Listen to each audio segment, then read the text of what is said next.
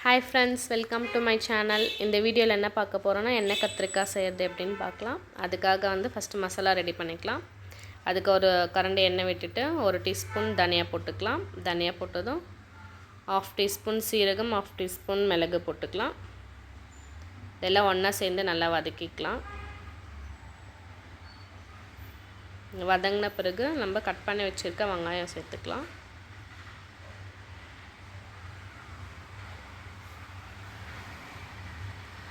வெங்காயமும் சேர்த்து நல்லா வதக்கிக்கலாம்.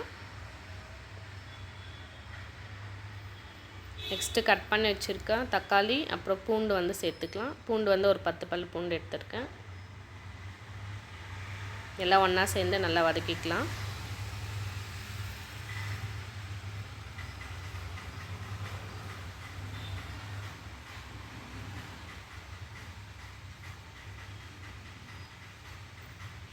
இதெல்லாம் வதங்கிடுச்சு. நம்ம நெக்ஸ்ட் கட் பண்ணி வச்சிருக்க தேங்காய் சேர்த்துக்கலாம்.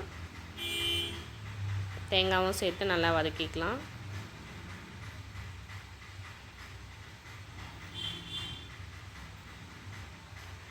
இது கூடவே வந்து இன்னும் கொஞ்சம் கடலை கொஞ்சம் ஆட் பண்ணிவிட்டு மிளகாத்தூள் வந்து 2 ஸ்பூன் ஆட் பண்ணிவிட்டு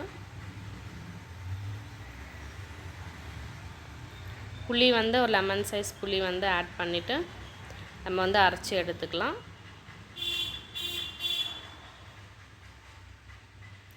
இப்போ நம்ம தாளிப்புக்கு ரெடி பண்ணிக்கலாம். அதுக்கு வந்து ஒரு கரண்டி எண்ணெய் விட்டுட்டு கடுகு வெந்தயம் வந்து ஒரு சூர் போட்டுக்கலாம்.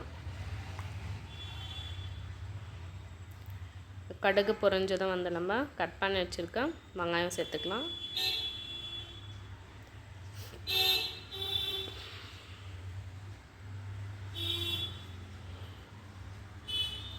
வெங்காயம் வந்து நல்லா வதக்கிக்கலாம்.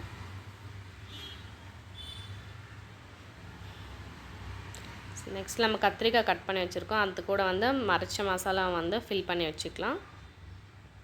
வெங்காயம் வதங்கிடுச்சு. கத்திரிக்காய் போட்டு வதக்கிக்கலாம்.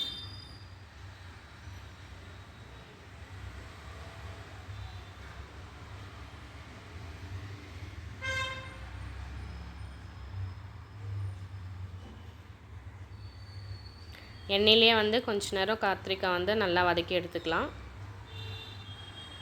அதுக்கப்புறம் அரைச்சி வச்சுருக்க மசாலாவும் சேர்த்து கலக்கிக்கலாம்.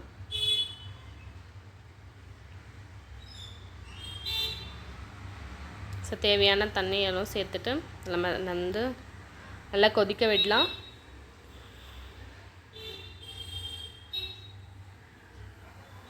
கத்திரிக்காயும் நல்லா வந்து கொதிச்சிருச்சு.